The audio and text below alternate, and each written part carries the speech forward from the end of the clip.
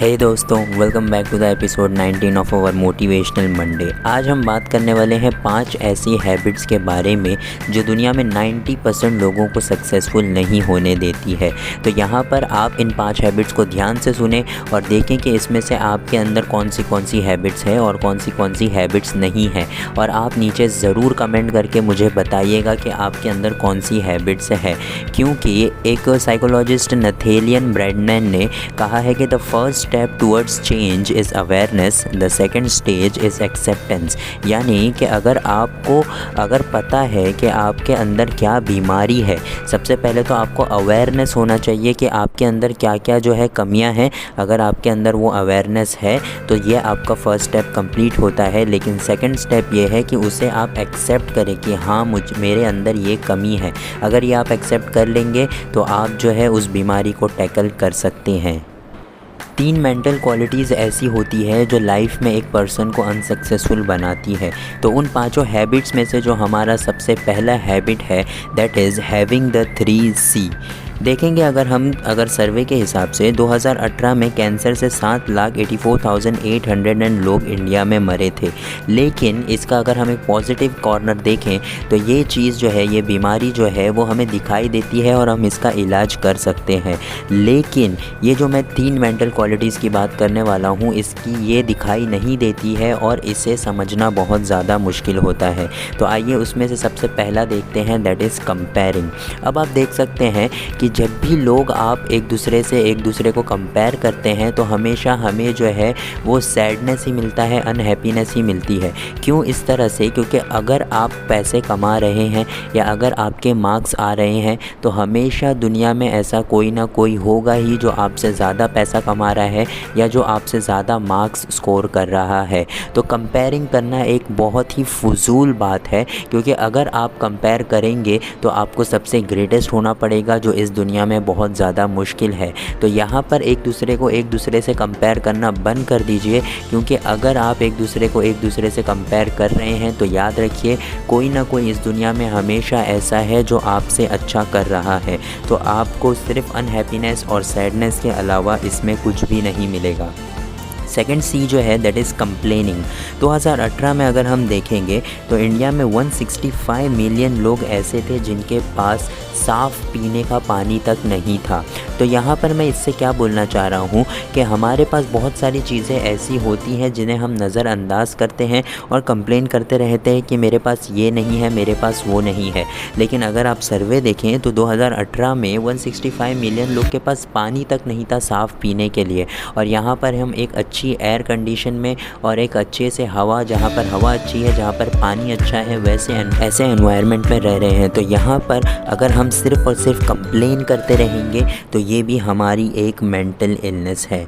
तीसरी है criticism. Criticism का मतलब ये होता है कि नुक्स निकालना। हम हमेशा दूसरों में जो है ना कुछ नुक्स निकालते रहते हैं। अगर आपसे कोई पूछ ले कि मेरे बाल अच्छे लग रहे हैं तो आप कहेंगे नहीं यार ऐसे होने चाहिए थे। अगर कोई औरत किसी दूसरी औरत से पूछ ले कि आज मेरी साड़ी अच्छी लग रही है तो बोले नहीं, तो बहुत इसमें मोटी लग रही है। तो ऐसी चीज़ें जो है ये तीसरा मेंटल इलनेस है कि हर किसी को हमेशा क्रिटिसाइज़ करना। इससे क्या होता है ना कि आप हमेशा दूसरों की पीस को जो है ना वो डिस्टर्ब करते रहते हैं, दूसरों के माइंड को हमेशा डिस्टर्ब करते रहते हैं उनके बारे में बुरा बोलकर। तो ये जो है हमारी 3 मेंटल क्वालिटीज़ थी जिन्हें हम कहेंगे हैविंग द 3 C's। ये हमारी पहली हैबिट है 5 हैबिट में से। सेकंड हैबिट है पर्पस और इम्पैक्ट। अब मैं आपको इसे एक कहानी के ज़रिए सुनाता हूँ कि 2 मॉन्क जो है वो नदी के किनारे बैठे हुए थे। अब वहाँ पे एक बिच्छू जो है वो बार बार पानी में डूब रहा था। तो उनमें से एक मॉन्क जो है उस बिच्छू को बार बार निकाल करके साइड में रख रहा था। जैसे ही रख रहा था वो वैसे ही बिच्छू आगे बढ़ के वापस पानी में डूबने लग जा रहा था और उस मॉन्क ने वापस से उसे बाहर निकाला। और ऐसे ही उन्होंने 3 से 4 बार किया। तो दूसरे मॉन्क ने कहा कि तुम ऐसा क्यों कर रहे हो बार बार, क्योंकि तुम यहाँ से जब आप उठ के चले जाओगे तो ये बिच्छू वापस पानी में चले जाएगा और ये मरने ही वाला है। तो यहाँ पर उस मॉन्क ने जवाब दिया कि ये मैं कोई इम्पैक्ट के लिए नहीं कर रहा हूँ, ये मेरा पर्पस ऑफ लाइफ है कि मैं दूसरों की मदद करूँ। अब मदद करने के बाद उसका क्या होता है, ये इम्पैक्ट होता है और ये मेरे ज़िम्मे में नहीं है। लेकिन हाँ, मैं हमेशा हर किसी की मदद करते रहूँगा, चाहे उस मदद से उसको हमेशा फ़ायदा मिले या ना मिले। तो यहाँ पर इससे क्या समझ में आया कि बहुत सारे लोग जो है दुनिया में इम्पैक्ट के लिए यानी चेंज के लिए काम करते हैं, ना कि उनका कोई पर्पस होता है। अगर आपके लाइफ में आपका कोई पर्पस है तो आप अगर पर्पस के लिए काम करेंगे तो इम्पैक्ट अपने आप होगा। सक्सेसफुल पर्सन्स जो हैं वो हमेशा काम करते हैं किसी पर्पस के लिए, ना कि कुछ इम्पैक्ट चेंज लाने के लिए। इसी को हम कहते हैं धर्मा। अब धर्मा का फॉर्मूला क्या होता है? धर्मा का फॉर्मूला होता है passion plus expertise plus usefulness. यानी अगर कोई चीज़ में आपको बहुत ज़्यादा इंटरेस्ट है तो आप वो काम करें, लेकिन आपका उसमें अच्छा होना भी ज़रूरी है। यानी आपको उसमें एक्सपर्टाइज़ यानी उसके अंदर आपका जो स्किल है वो बहुत ज़्यादा अच्छा होना चाहिए। अब आपके अंदर अगर ये दोनों चीज़ है तो जो भी आपका पैशन है अगर वो दूसरों के काम आ रहा है तो उसी को तीनों को मिला करके आप बोलेंगे कि ये आपका धर्मा है। थर्ड हैबिट है बेटर रूटीन बेटर लाइफ। अब इसका मतलब क्या है कि अगर आपको जो है सुबह जल्दी उठने में तकलीफ़ हो रही है तो मैं आपको बहुत ही सिंपल तरीका बताता हूँ। अगर आपको सुबह उठना है तो वो है कि अगर आपको सुबह उठना है तो आपको रात में जल्दी सोना पड़ेगा। अब आपको इस बात को सुनकर के हंसी आ रही होगी, लेकिन ये एक बहुत ही ज़्यादा सिंपल सच है कि अगर आपको जल्दी सुबह उठना है तो आपको रात में जल्दी सोना पड़ेगा। बहुत सारे लोग जो है वो रात तक काम करते रहते हैं, रात तक व्हाट्सएप, रात तक यूट्यूब और म्यूज़िक सुनते रहते हैं, जिसकी वजह से वो सुबह नहीं उठ पाते। तो एक चीज़ याद रखिए कि रूटीन बनाने का मतलब ये नहीं है कि आप अचानक से सोचें कि मैं सुबह उठ के जिम जाऊंगा और मैं सुबह उठ के जिम जाने लगूंगा, या फिर मैं सुबह उठ कर के बुक्स पढ़ना स्टार्ट करूंगा और ऐसा होने लग जाएगा। तो मैं आपको यहाँ पर एक आज बताता हूँ कि अगर आपको रूटीन बनाना है तो याद रखिए किसी भी अच्छे आदत को अडॉप्ट करना ना बहुत ज़्यादा मुश्किल है, लेकिन उसके बदले अगर सिर्फ आप एक बुरी आदत को छोड़ देंगे तो आप अपने आप अच्छी आदतें अडॉप्ट करने लगेंगे। जैसे कि अगर सुबह उठ कर के आपको वर्कआउट करना है तो आपको ये नहीं आदत डालना है या अपने माइंड को ये नहीं कहना है कि मुझे सुबह उठ के वर्कआउट करना है, बल्कि आपको अपने माइंड को ये बताना है कि मुझे रात को जल्दी सोना है। अगर आप इस तरह करेंगे तो आपका रूटीन जो है वो बहुत अच्छे से बन जाएगा। और याद रखिए कि कभी भी कोई अच्छी आदत अगर आपको अपनानी है तो उसके बदले में एक बुरी आदत छोड़ दीजिए। अगर आप बुरी आदत छोड़ देंगे तो वो अच्छी आदत अपने आप आपके साथ हो जाएगी। चौथी क्वालिटी है understand your self give your self clarity. जय शेट्टी कहते हैं कि उनके एक बार डैड ने उन्हें जो है एक गंदे मिरर के सामने खड़ा कर दिया और पूछा कि तुम्हें क्या दिखाई दे रहा है। तो उन्होंने कहा कि मैं खुद को जो है क्लियरली नहीं देख पा रहा हूँ क्योंकि मिरर पे बहुत ज़्यादा धूल है।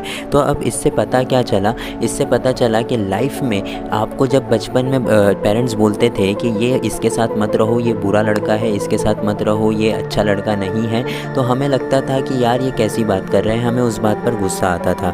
लेकिन एक बात याद रखिए कि आप किसके साथ रहते हैं, कौन सी मूवी देखते हैं, कौन से सॉन्ग सुनते हैं, किसके साथ काम करते हैं, किसके साथ उठते बैठते हैं, किस तरीके की बुक पढ़ते हैं, ये सारी चीज़ें आपकी लाइफ में मैटर करती हैं। अगर आप ये सारी चीज़ को क्लियर करते जाएंगे कि आपको किन लोगों के साथ रहना है, यानी अगर आप अच्छे लोगों के साथ रह रहे हैं, जाहिर सी बात है कि आपके लाइफ पे वो अच्छा ही इम्पैक्ट करेंगे। अगर आप अच्छी बुक्स पढ़ेंगे तो आपके लाइफ पे वो अच्छे से ही इम्पैक्ट करेंगे, ना कि बुरी तरीके से। तो याद रखिए, खुद को एक क्लियरिटी दीजिए कि आपको बनना कैसा है और आप वैसे ही लोगों के साथ खुद को सराउंड करना स्टार्ट कर दीजिए। पांचवी और लास्ट हैबिट है कंट्रोल माइंड कंट्रोल एवरीथिंग। एक एवरेज माइंड में हम जो है 70,000 तक के थॉट्स आते हैं। तो यहाँ पर मैं आपको एक स्टोरी सुनाता हूँ जो आप लोग सब ने बचपन में कभी ना कभी तो सुनी होगी, कि एक दादा ने अपने पोते से कहा कि हमारे माइंड में हमेशा जो है 2 भेड़िए होते हैं। एक भेड़िया जो होता है वो बहुत ज़्यादा गुस्सेदार होता है, वो हर चीज़ में जो है हिसका करता है और हर चीज़ में एक दूसरे को कंपेयर करता है, मार धाड़ उसे यही सब पसंद होता है। बेसिकली वो जो होता है ईगो का भेड़िया होता है, और दूसरा जो भेड़िया होता है वो बहुत ज़्यादा पीस लविंग होता है, बहुत ज़्यादा हैप्पी होता है, वो बहुत ज़्यादा शेयरिंग, बहुत ज़्यादा केयरिंग वाला होता है। तो यहाँ पर वो छोटा बच्चा बोलता है कि ये दोनों भेड़िए जब हमेशा लड़ते रहते हैं तो इनमें से जीतता कौन है? तो ग्रैंडफादर ने कहा कि वही जीतता है जिसको आप खाना खिलाते हो। इसका मतलब ये है कि जिसके बारे में आप ज़्यादा सोचते हो, अगर आप एंग्री के बारे में ज़्यादा सोचते हो, अगर आप दूसरों को हर्ट करने में ज़्यादा सोचते हो, अगर आप अपने ईगो को फीड करते हो, तो वही भेड़िया जीतता है और दूसरा भेड़िया अपने आप हार जाता है। तो यहाँ पे ये आपकी चॉइस है, आपको अपने माइंड को कंट्रोल करना है कि मैंने जो गोल्स बनाए हैं मुझे वो हासिल करने हैं, या फिर मैं एक शॉर्ट टर्म खुशी के लिए जो है अपनी एक लॉन्ग टर्म हैप्पीनेस को कुर्बान कर रहा हूँ। तो यहाँ पर ये 5 हैबिट्स थे जो लोगों को सक्सेसफुल भी बनाते हैं और अनसक्सेसफुल भी। तो आप मुझे बताइएगा कि इसमें से आप में अंदर कौन सी हैबिट है और आप उसको कैसे छुड़ाने की अब कोशिश करेंगे।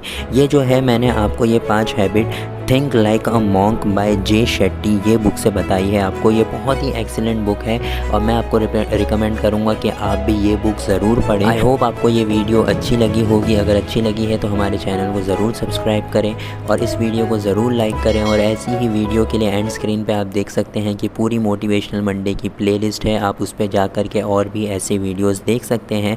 और अगर आपको ये वीडियो अच्छी लगी है तो अपने फ्रेंड्स के साथ व्हाट्सएप पे ये चीज़ ज़रूर शेयर करिएगा। और अगर आपको यही चीज़ें और भी आगे देखनी है जो मैं हर मंडे मोटिवेशनल मंडे डालता हूँ, तो आप हमारे बेल आइकन को ज़रूर दबाइएगा ताकि जब भी मैं वीडियो डालूँ तो आपको एक नोटिफिकेशन आ जाए। Thank you for watching the smart box.